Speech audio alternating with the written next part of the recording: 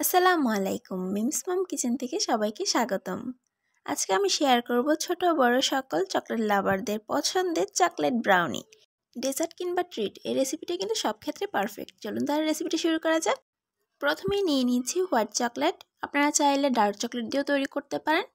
আমার কাছে হোয়াইট চকলেটের ব্রাউনিটা অনেক বেশি টেস্টি মনে হয়, যার কারণে এটা দিয়ে করছি।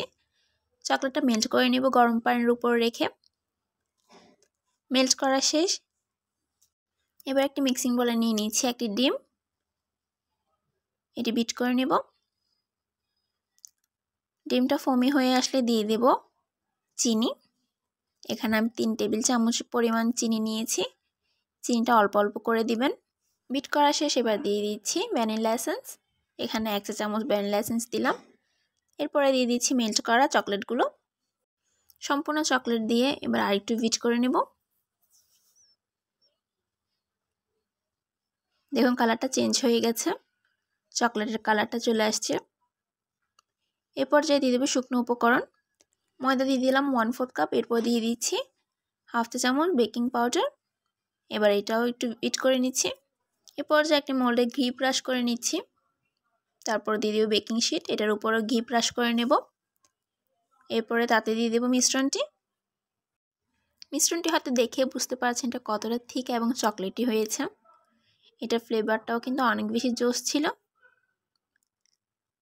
সম্পূর্ণ মিশ্রণটি আমি মোল্ডে নিয়ে নিচ্ছি।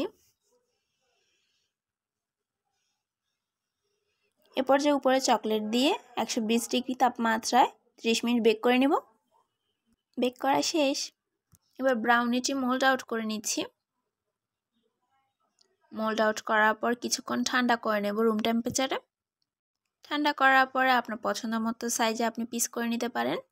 বাইরে থেকে ব্রাউনি কিনতে গেলে আমাদের অনেক বেশি প্রাইস দিতে হয় এবং তা স্বাস্থ্যসম্মত হয় না। আপনি চাইলে বাসায় খুব অল্প উপকরণে কিন্তু এই রেসিপিটা ট্রাই করতে পারেন। এটা খুবই স্বাস্থ্যসম্মত এবং বাচ্চাদের খুব পছন্দের।